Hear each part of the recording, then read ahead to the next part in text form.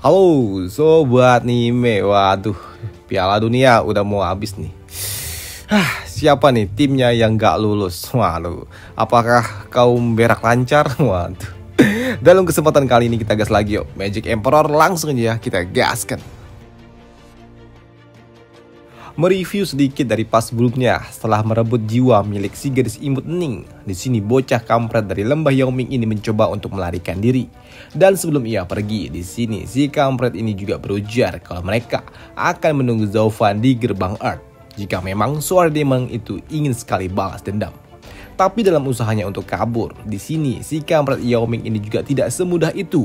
Karena di sini tiba-tiba saja Tianxiang dan juga bocah Long telah berada di hadapannya dan siap untuk melepaskan suatu serangan. Duar! Iya, terjadilah suatu benturan efek serangan, tapi sayangnya dari kepulan asap yang terjadi, mereka berdua ini pun dikejutkan dengan apa yang ada di balik asap itu. Karena di sini yang terkena serangan dari mereka berdua adalah binatang spirit milik si kampret itu, yang merupakan seekor eagle atau elang lah. Ya, karena di sini ternyata si kampret Yaoming itu menggunakan binatang spiritnya sebagai tumbal agar dirinya dapat melarikan diri dari sergapan dua naga baik Tianyu ini. Tapi ya udahlah, karena si kampret itu telah kabur, maka kita urus dulu sisa-sisa yang ada di tempat ini, ucap bocah Long. Sedangkan untuk Tianxiang, doi bertanya kepada adiknya tentang bagaimanakah kondisinya. Apakah baik-baik saja setelah ia terkena serangan dari si kampret Yaoming? Ya, aku baik-baik saja kak. Tapi sekarang aku lebih khawatir tentang kondisi dari Ning, ucap dari Tian. Dan ketika Tian mencoba untuk melihat Ning yang ada di pojokan sana, membuatnya sungguh sangat terkejut. Karena ternyata saat ini Ning, doi dalam kondisi yang sangat menyedihkan, di pelukan gadis cantik cucu. Ya, di sini Ning pun hanya dapat berbaring di pelukan cucu dalam kondisi sakaratul maut, dengan tubuh yang gemetar serta liur yang terus mengalir dari dalam mulut mungilnya itu. Dan melihat kondisi ini yang sungguh menyedihkan membuat gadis cantik cucu ini, doi pun sungguh sangat tidak tega. Tidak tega. Maka dari itu, kini doi pun mengangkat tangannya ke udara dan menyiapkan sesuatu di tangannya. Tapi, tentang apa yang akan dilakukan oleh cucu mendapatkan pertanyaan dari para dayang-dayang itu. Kenapa tuan putri mereka ini mengangkat tangannya ke udara dan terlihat seperti akan melepaskan suatu serangan? Mendapatkan pertanyaan itu membuat cucu pun berujar kalau saat ini esensi jiwa milik Ning telah diambil.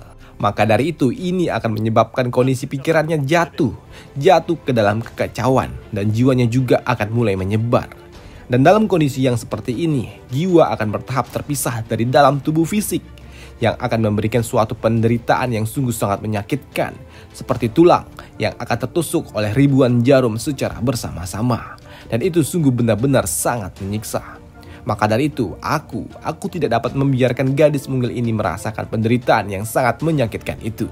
Maka dari itu, lebih baik aku akan melepaskan penderitaan dari gadis mungil ini, ucap cucu dengan lantangnya, yang membuat mereka semua yang mendengarnya sungguh sangat-sangat frustasi. Sedangkan di luar arena pertarungan, di sini Tuan Leng Wuchan pun berujar kalau ini bukanlah suatu cara kematian yang buruk. Ini sungguh benar-benar cara yang sangat-sangat indah daripada harus mengotori tanah dengan menggunakan darah dari gadis mungil itu.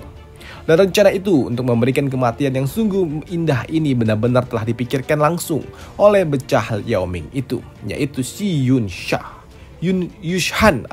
Dan ini benar-benar sungguh sangat indah dalam misi kali ini, ucap si kampret Leng Wuchan ini.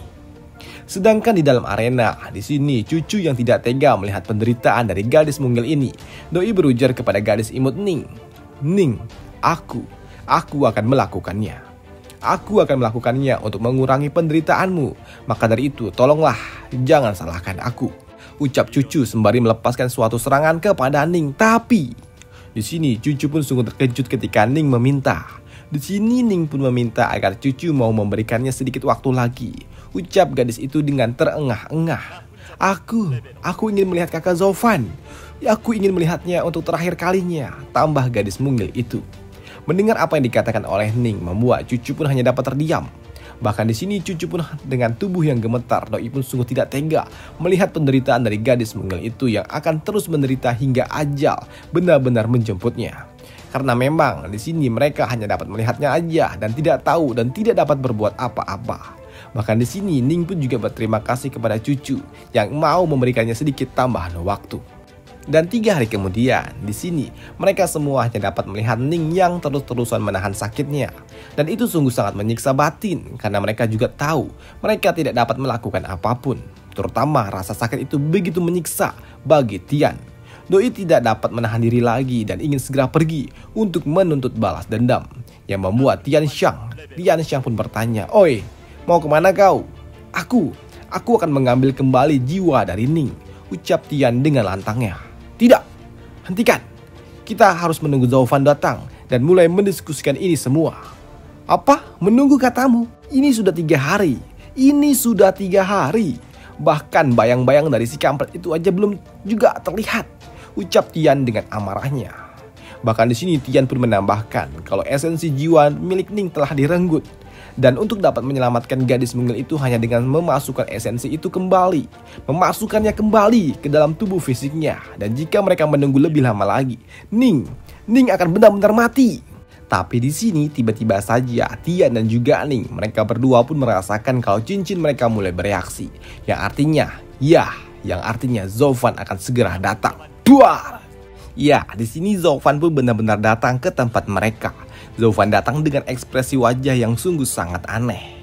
Di sini Doi juga bertanya, apakah semuanya baik-baik saja? "Oi, apakah semuanya baik-baik aja?" Mendapatkan pertanyaan dari Yifan membuat mereka semua yang ada di tempat ini pun terdiam. Mereka semua hanya dapat terdiam, bahkan tidak ada satupun yang berani berbicara. Dan itu sungguh membuat Yifan pun tersentak. Dan Doi pun juga tahu kalau ini pasti ada sesuatu yang terjadi. Dan keheningan itu pun pecah ketika Tian datang dan berujar, "Oi, kampret! Oi, kampret! Kau terlambat!" Iya, di sini Tian pun berujar dengan tubuh yang gemetar menahan emosinya. Melihat Tian dengan ekspresi yang menyedihkan itu, menahan emosi hingga tubuh gemetar, membuat Yifan pun tahu pasti ada sesuatu yang terjadi kepada Ning. Maka dari itu, di sini Yifan pun bertanya, "Ning, apakah terjadi sesuatu dengan gadis imut itu?" Ya, mendengar pertanyaan dari Yifan, di sini Tian pun tidak dapat lagi menahan emosi sedihnya, emosi di hatinya. Doi hanya dapat terdiam dengan tubuh yang gemetar, menahan nangis yang membuat Yifan pun tahu pasti ada yang sesuatu yang terjadi. Yang membuat kini Yifan pun perlahan demi perlahan Doi pun berjalan menuju Ning yang ada di ujung sana. Ya, semakin dekat Yifan, semakin jelas pula Ning terlihat di hadapannya. Dan puncaknya ketika Yifan melihat Ning hanya dapat bersandar di pohon dengan tubuh lemasnya itu, membuat Yifan pun di sini sedikit shock. Dan ketika Yifan tepat ada di depannya, membuat Ning pun berujar, "Kakak Zhao, kau telah kembali." Melihat itu dan melihat ekspresinya serta merasakan aura yang ada di sekitarnya, membuat Yifan pun sadar kalau ada sesuatu yang terjadi dengan gadis imut ini. Yang membuatnya pun bertanya, esensi jiwa Ning, sudah berapa lamakah ini terjadi? Berapa lama esensi itu diambil? Iya, mendapatkan pertanyaan itu, di sini cucu pun menjawabnya, sudah 3 hari. Mendengar itu, di sini Yifan pun benar-benar hanya dapat menahan emosinya. Tapi di sini sungguh terkejutnya Zhao Fan ketika tangan mungilnya Ning mulai membelai pipinya dan ia juga berujar, "Kakak Zhao, kau berujar kepadaku kalau kau akan datang dalam 5 hari. Kau tidak berbohong kepadaku. Kau benar-benar datang dan menepati janjimu itu," ucap gadis mungil itu. Ya, mendengar itu membuat Yifan pun sedikit terdiam dan ia juga berujar, "Ning, aku terlambat." Tidak apa-apa, kau tidak terlambat. Karena bagiku hari ini adalah hari kelima dan kau tidak terlambat. Dan kakak Zhao Fan, maukah kau menyatukan cincinmu itu kepada cincinku dan memenuhi janji kita? Ya, di sini Yifan pun melakukan permintaan sederhana dari gadis mungil itu. Ditambah ketika Ning juga berujar, "Kakak Zhao, kau tidak perlu untuk menyalahkan dirimu sendiri. Aku percaya kalau kau pasti telah tertipu dengan rencana busuk milik mereka, dengan seperti halnya kami juga dengan penyergapan mereka. Maka dari itu, aku tidak akan menyalahkanmu. Mereka mengatakan kalau mereka akan membunuhku karenamu. Maka dari itu membuatku sedikit senang. Yang artinya itu membuktikan bahwa aku mendapatkan posisi penting di hatimu. Itu sebabnya lah mereka memperhatikan gadis kecil seperti diriku. Dan untuk kakak Tian, tidakkah kau ingin menyatukan cincin itu dengan cincinku juga? Karena waktuku telah hampir habis. Aku ingin mendengarnya lagi. Aku ingin mendengarnya suara guntur dari cincin kita yang bersatu, ucap gadis mungil itu. Yang membuat kini ketiga bocah ini pun menyatukan cincin mereka kembali. Dan itu juga diakhiri oleh Ning yang berujar kalau aku harap kita bisa kembali lagi. Kembali ke masa-masa di pegunungan bis seperti dulu. Ucap Ning untuk terakhir kalinya. Sebelum tubuh gadis mungil itu pun benar-benar tidak dapat digerakkan lagi. Yang membuat kini kedua bocah ini pun hanya dapat terdiam. Terdiam melihat kematian dari gadis mungil itu tepat di depan wajah mereka. Iya, di sini Ning benar-benar mati tepat di depan keduanya. Selepas kematian dari Ning yang benar-benar menyentuh hati Zoufan, mereka semua pun hanya dapat terdiam. Dan kesedihan itu tentu saja dapat dirasakan oleh saudara kandungnya Ning yang ada di dalam arena. Begitu juga dengan orang tuanya serta kakeknya yang ada di luar sana. Dan di luar arena pertarungan juga, di sini Perdana Menteri Zugi pun berujar, tidaklah heran kalau bocah yang selalu mendominasi itu tersentuh dengan gadis mungil itu. Karena gadis itu benar-benar gadis yang sungguh sangat langka. Ya, Anda benar Perdana Menteri. Jiwa yang jahat akan selalu mencari jiwa murni untuk bersandar, untuk mendapatkan kenyamanan, ucap Tuan Leng Wuchan. Di sini Tuan Leng Wuchan pun juga menambahkan jiwa jahat akan mencari jiwa murni untuk bersandar. Tapi begitu jiwa murni itu pergi, maka jiwa jahat tidak akan memiliki pendukung lagi. Dan setelahnya jiwa jahat akan menggila dan tidak ada yang dapat mencegahnya. Tuan Leng Wuchan, saat Anda bermain dengan binatang buas yang marah, seharusnya Anda juga harus berhati-hati agar dirimu tidak hancur, ucap Perdana Menteri. Perdana Menteri, Anda tidak perlu khawatir. Karena yang paling ditakuti di dunia ini adalah hewan buas yang dapat berpikir dingin dan juga perhitungan. Karena binatang buas yang marah itu mudah untuk ditangani. Sedangkan yang ada di pikiran dari Perdana Menteri Zugi, Doi pun berujar di dalam hatinya, "Oi, bocah nakal. Sekarang apa yang akan kau lakukan? Karena seharusnya kau tidak akan masuk ke dalam perangkap mereka semudah ini, ya kan?" Sedangkan untuk Zoufan sendiri, Doi pun kini mengelus-elus cincin yang ada di jarinya. Dan Doi pun juga mendengar dari Tian kalau saat ini Huang Fu Tian telah menunggu mereka di gerbang Earth. Maka dari itu, ayo kita pergi bersama-sama dan balaskan dendam untuk Ning, ucap Tian dengan lantangnya. Tapi di sini Yifan pun berujar dengan lirih kalau tempat itu, gerbang Earth itu adalah sebuah jebakan dan kau akan mati dengan sia-sia jika kau pergi ke tempat itu. Dan saat ini di depan kita ada portal untuk kembali ke kota Dragon Cloud. Dan kita dapat kembali setelah memasuki pintu itu. Karena untuk memenangkan event ini, seseorang harus segera keluar dari kota ini secepat mungkin. Mendengar apa yang dikatakan oleh Yifan tentu saja membuat Tian pun tidak terima. Doi tidak terima melihat Yifan yang tidak ingin menuntut balas atas kematian yang telah dilakukan oleh para kampret. Doi pun sungguh tidak terima, bahkan di sini Tian pun menyalahkan Yifan yang telah membuat Ning harus mati. Dan menganggap kalau Yifan berhati dingin. Ya, hal itu pun dibenarkan oleh Yifan. Aku memang berhati dingin. Dan bukankah kau telah tahu sejak awal kalau aku memiliki hati yang dingin? Dan tujuanku dari awal juga untuk memenangkan event ini dan tidak peduli berapa banyak orang yang akan mati di dalam event ini. Karena memang memasuki hutan bis, mereka semua seharusnya sudah tahu akan resiko yang akan terus mengikuti mereka. Bahkan jika kau mati di tempat ini, maka tidak ada satupun yang dapat disalahkan. Karena ini adalah keputusanmu sendiri untuk dapat masuk ke tempat ini, ucap dari Yifan. Dan tentu saja mendengar apa yang dikatakan oleh Yifan tidak dapat diterima oleh Tian, yang memaksa Yifan pun harus kena tonjok. Ya, di sini Yifan pun ditonjok oleh Tian karena Doi tidak terima dengan apa yang dikatakan oleh rekannya itu. Di sini Tian juga berujar, aku tidak peduli bagaimana kau akan memperlakukan orang lain, tapi untuk Ning ini berbeda. Dan kau tahu yang mati ini adalah Ning, oi kampret. Dan kau juga harus tahu dia mati karena kau. Sedangkan untuk Yifan sendiri, Doi pun santuy aja. Bahkan di sini dengan dinginnya Yifan juga berujar kalau gadis mungil itu sungguh sangat lemah. Maka dari itulah ia dapat mati di tempat ini. Dan tentu saja mendengar itu membuat Tian pun bak disambar petir. Doi sungguh tidak menduga kalau Yifan bisa mengatakan hal demikian untuk Ning. Ini sungguh tidak manusiawi dan tidak memiliki hati. Dan itu juga dapat dirasakan oleh cucu. Ia tidak menduga bagaimana bisa Yifan tidak memiliki perasaan sama sekali. Sedangkan untuk bocah Long, Doi pun mencoba untuk berpikir logis dan berujar kalau apa yang dikatakan oleh Zovan itu benar adanya dan masuk akal. Karena memang di dalam event ini penuh dengan bahaya dan tidak ada jaminan untuk dapat tetap hidup di tempat ini. Maka dari itu, lebih baik kita untuk segera pergi meninggalkan tempat ini sesegera mungkin dan kembali ke kota Dragon Cloud. Di sini bocah Long pun juga bertanya, saudara Zovan, aku mendengar kalau kau pergi untuk merebut pil haram keempat. Apakah itu benar? Ya, kau benar, sambut dari Ivan.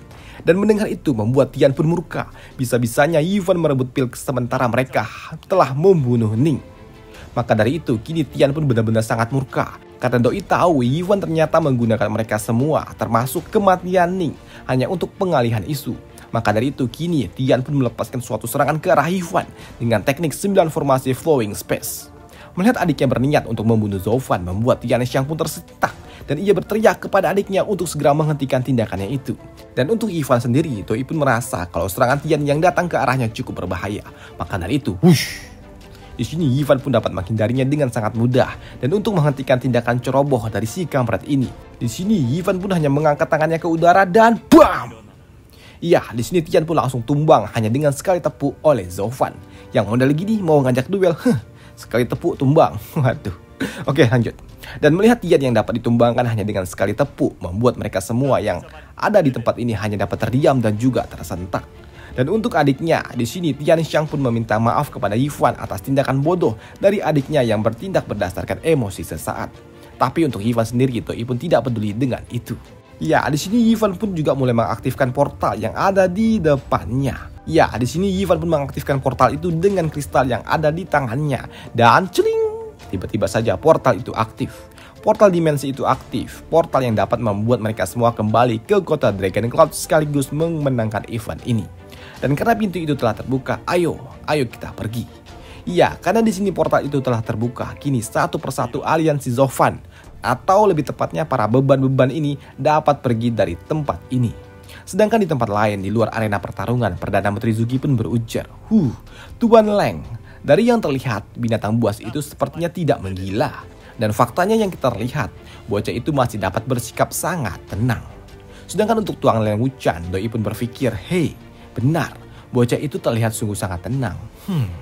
Apakah aku benar-benar telah salah?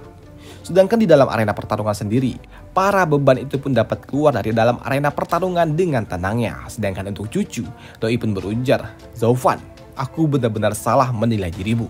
Kau benar-benar pria yang sangat dingin dan juga kejam. Dan pria sepertimu itu, sepertinya memang benar-benar tidak layak untuk mendapatkan cinta dari seorang wanita. Ujar gadis cantik itu. Ujar gadis cantik itu sembari meninggalkan Zovan. Tapi di sini gadis cantik itu pun juga sedikit ternotis ketika ia melirik ke arah Ivan sebelum ia benar-benar meninggalkan tempat ini. Dan ia sungguh terkejut melihat ada ceceran darah tepat di belakang tubuh dari Zovan. Karena benar saja ternyata kini tangan Zovan pun benar-benar terluka, atau lebih tepatnya ada darah yang menetes. Yang membuat cucu pun tersentak dan bertanya. Tapi sebelum ia benar-benar berbicara, Doi pun dihentakkan oleh Zovan keluar dari dalam portal itu. Ya, di sini cucu pun benar-benar dihentak oleh Zovan hingga ia keluar dari dalam event ini. Dan tersentaknya gadis cantik itu juga membuat mereka semua terkejut tentang apa yang terjadi. Dan dari luar sana juga, cucu pun terlihat begitu panik. Doi pun panik melihat aura membunuh dari Zovan yang benar-benar keluar dari dalam tubuhnya. Doi pun bertanya tentang apa yang akan dilakukan oleh Zovan seorang diri di dalam sana. Karena memang di sini Zovan pun benar-benar mengeluarkan aura membunuhnya. Doi juga berujar, Ning, duar. Ya, di sini Ivan pun benar-benar meraung dengan amarahnya Soaring Demon miliknya. Dan selesailah alur cerita dari Magic Emperor minggu ini, dan mungkin aja minggu depan Zovan ini datang gitu kan ke tempat pangeran kan di portal Get Earth dan menuntut balas tuh duel tuh duar gitu kan. Kelar gitu, udah tamat. Waduh. Masih lama ini cuy, jauh ini. Dan sampai jumpa di video selanjutnya. Bye, thank you.